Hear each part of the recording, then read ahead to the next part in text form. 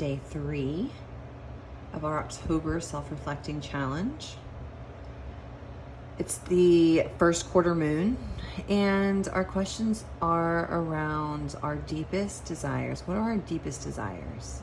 And each of you can answer that for yourselves. But then the questions that we're digging deeper into once we are in alignment with what those deeper desires are is, what's holding us back? What's in our way? What's going on? Okay. So today I'm using a few different modalities, and the first message that came up is this lovely little guy here. And this is blue.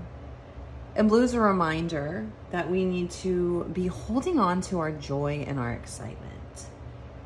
We need to connect deeper with the universe. That may mean different things for us, but really start asking yourself, when was the last time that you spent time under the stars, just truly connecting to the universe, to space, to all the unknown, to all the things that we are but just a piece of?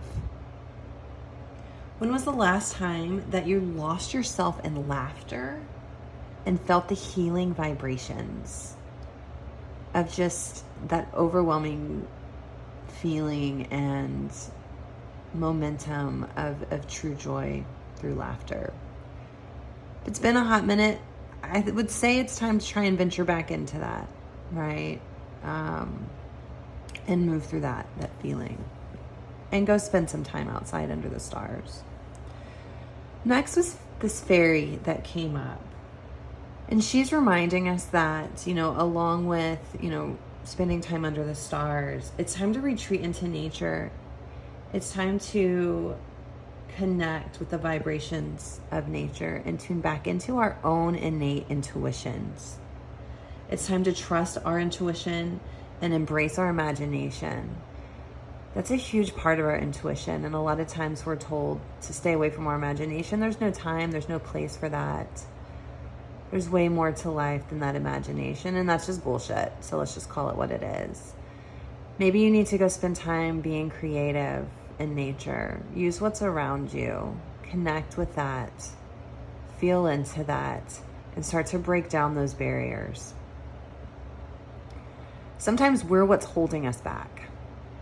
We're not making the space. We're not making the time. And once we realize that, we can begin to make those changes. What also came up was the 9 of Wands.